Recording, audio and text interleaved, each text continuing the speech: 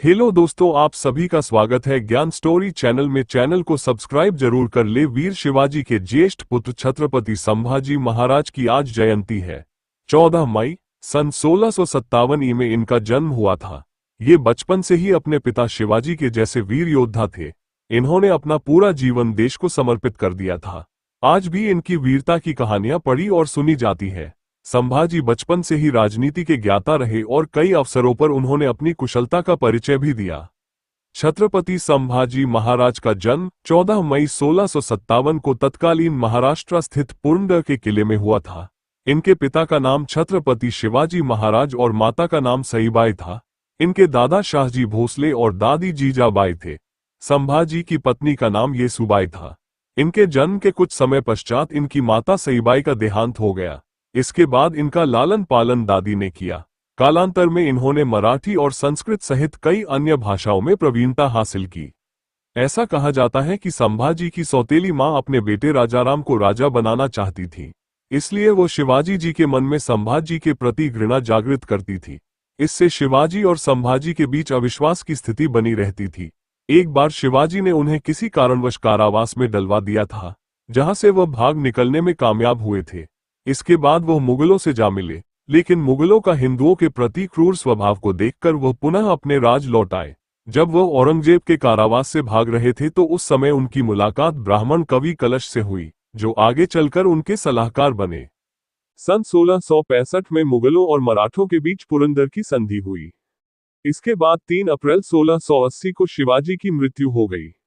उस समय संभाजी राजा बने और उन्होंने अपने पिता के सहयोगियों को पद से बर्खास्त कर नए मंत्रिमंडल का गठन किया।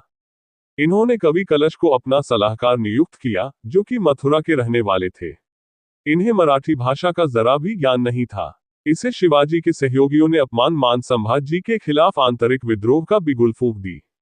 इसी विद्रोह के चलते संभाजी मुगलों से लड़ाई में हारे।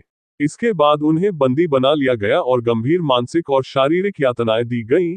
लेकिन महादेव के भक्त संभाजी ने मरते दम तक हार नहीं मानी और 11 मार्च 1689 को उन्हें वीरगति प्राप्त हुई।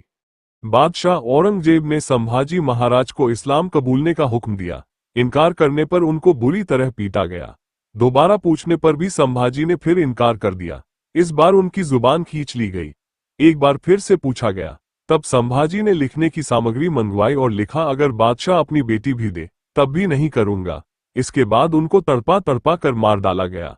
हिंदवी स्वराज्य के नायक छत्रपति शिवाजी महाराज के बेटे संभाजी महाराज के त्रासद अंत की यह दुखद कहानी ब्रिटिश भारत में डैनिश किनकेड नाम के सिविल सेवक और इतिहासकार ने लिखी है।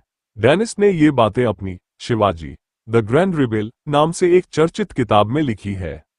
किताब के अनुसार इस्लाम कबूलने से इनकार करने के बाद संभाजी राजे और उनके कवि व दोस्त कलश को जोकरों वाली पोशाक पहनाकर पूरे शहर भर में परेड कराई गई। पूरे रास्ते उन पर पत्थरों की बरसात की गई, भाले चुभाए गए। उसके बाद उन्हें फिर से इस्लाम कबूलने के लिए कहा गया। फिर से इनकार करने पर और ज्यादा यातनाएं दी गई। दोनों कैदियों की जुबान कटवा दी गई, आंखें और निकाल लिए गए। इसके बाद उनके एक एक अंग को काटा गया और आखिर में शरीर के कई टुकड़े कर दिए गए। इसके बाद भी औरंगजेब का मन नहीं भरा तो उसने 11 मार्च 1689 को संभाजी के सिर को कलम कर दिया।